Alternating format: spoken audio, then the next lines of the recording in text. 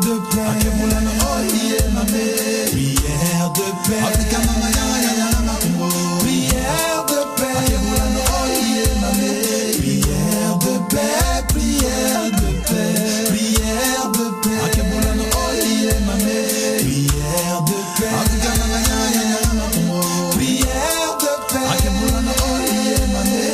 prière de paix. Seigneur Jésus.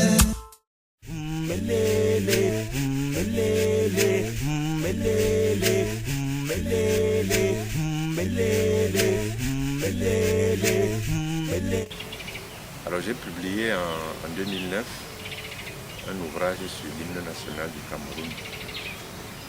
Et l'ouvrage faisait suite à un certain nombre de constats que j'ai eu à faire dans le cadre de mon cours, dans le cadre de mes recherches. Et j'ai également fait des conférences, oui, que j'ai eu à faire ici à Douala.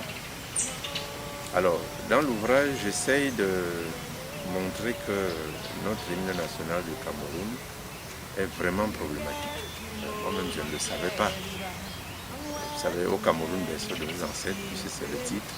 C'est un texte qui a été publié en 1928 à Poulassi, près de Saint-Moulin, par les étudiants de la première promotion de l'école presbytérienne américaine. Et le texte a été adopté en 1957 par les députés de l'Assemblée législative du Cameroun comme hymne national. Mais manifestement, c'est un texte qui, comme je l'ai déjà dit, pose problème depuis ses origines. C'est comme si en réalité les Camerounais ne s'y retrouvaient pas, qu'ils le rejetaient même. Produit en 1928, il a certes été adopté, je l'ai dit, en 1957. Mais entre-temps, dans les années 45, les militants et poètes de l'Union des populations du Cameroun, l'UPC, ont cru devoir ajouter 2 couplets à ce texte-là. Parce qu'ils jugeaient qu'il n'était pas suffisamment révolutionnaire, il n'était pas suffisamment représentatif des aspirations du Cameroun, de sa réalité dans tous les sens. Et surtout, en 1961, c'est la réunification. Une partie du Cameroun dit anglophone vient rejoindre la partie dite francophone, la République du Cameroun.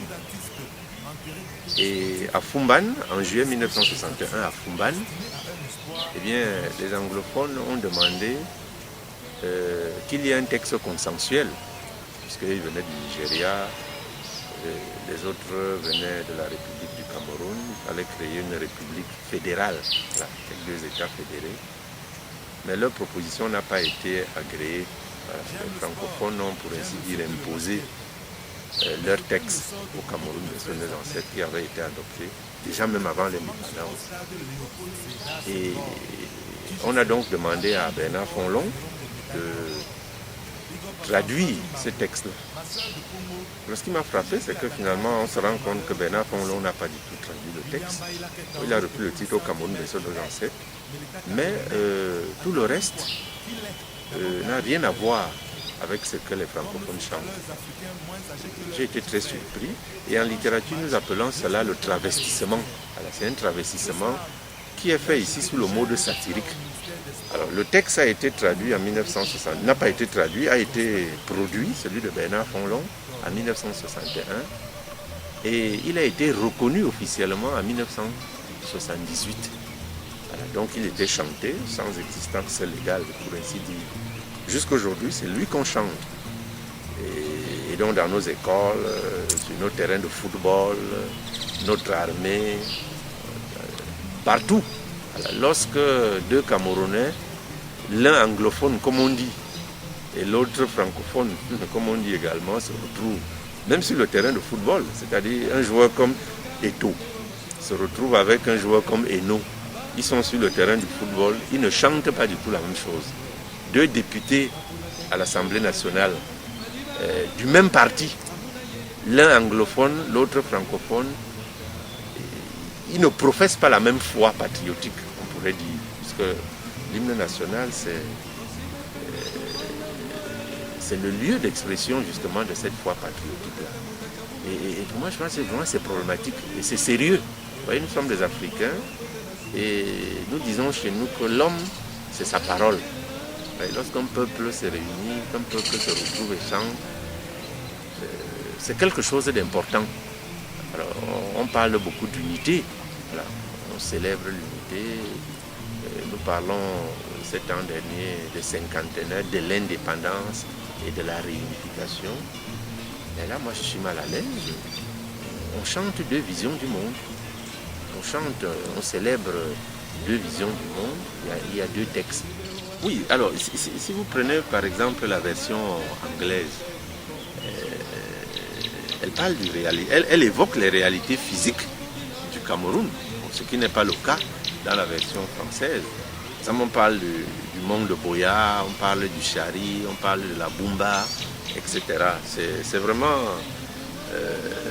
mon préfacier a parlé d'une immersion dans le Cameroun, géopolitique, voilà, dans le Cameroun profond. Ce qui n'est pas le cas, encore une fois, du texte français. Je pense qu'il nous faut une vision commune. Voilà, il faut que les communautés du Cameroun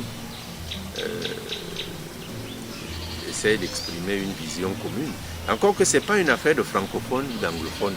Voilà, c'est vraiment nos mamans dans les villages, nos grands-parents, etc. Ils doivent pouvoir chanter l'hymne national dans leur langue et se reconnaître. Ce n'est pas une affaire de lettrés. Ce n'est pas une affaire de lettrés, d'intellectuels, de personnes qui soient allées à l'école. Alors l'hymne national est une propriété de tous les Camerounais. Chacun doit pouvoir se retrouver, doit pouvoir célébrer les valeurs qui y sont célébrées, qui y sont chantées, etc. Donc ça c'est une donnée très importante. Donc j'invite chacun à... Les textes de l'hymne national, on peut les trouver partout, hein, les versions. Alors chacun a allé lire le texte et a constaté que finalement ce n'est pas la même chose.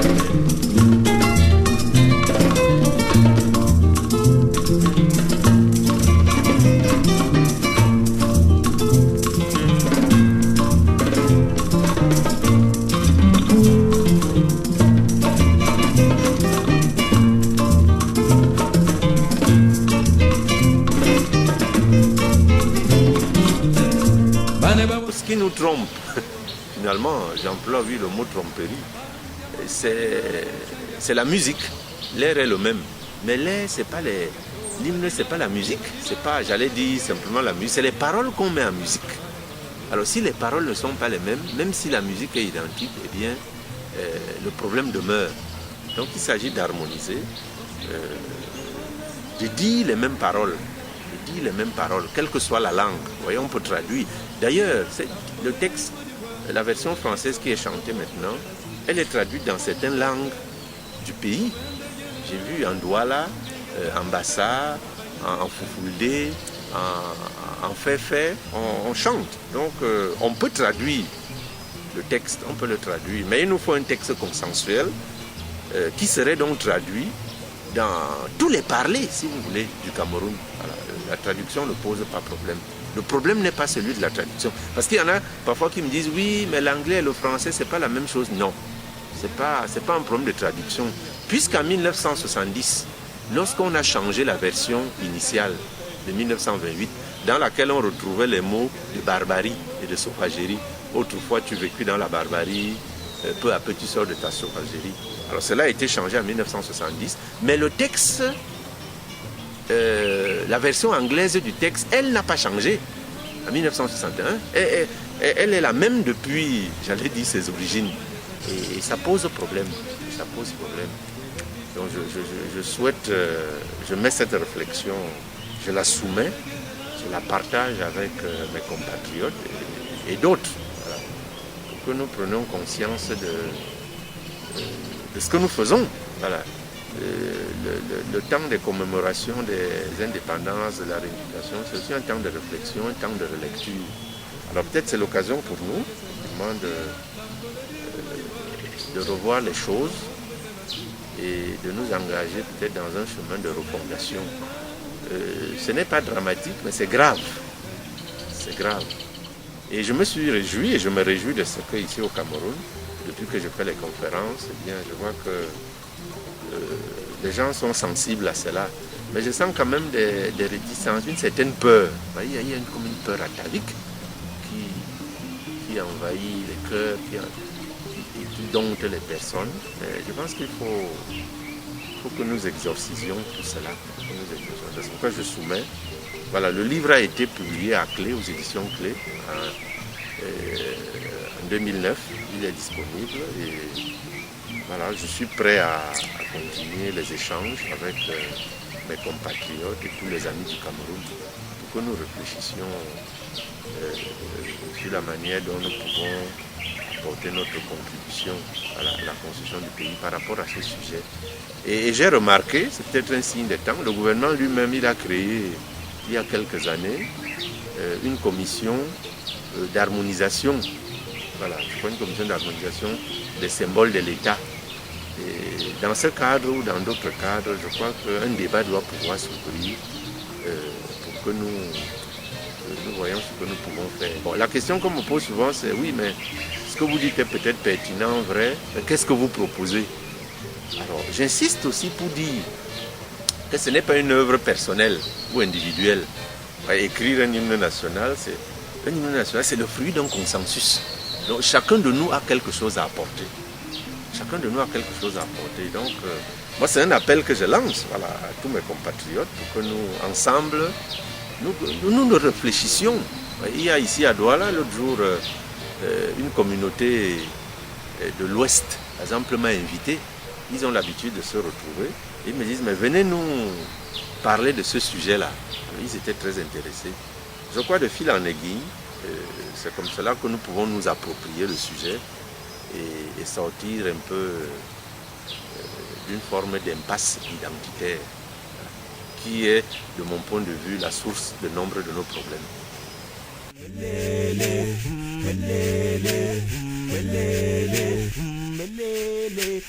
Oh, yeah.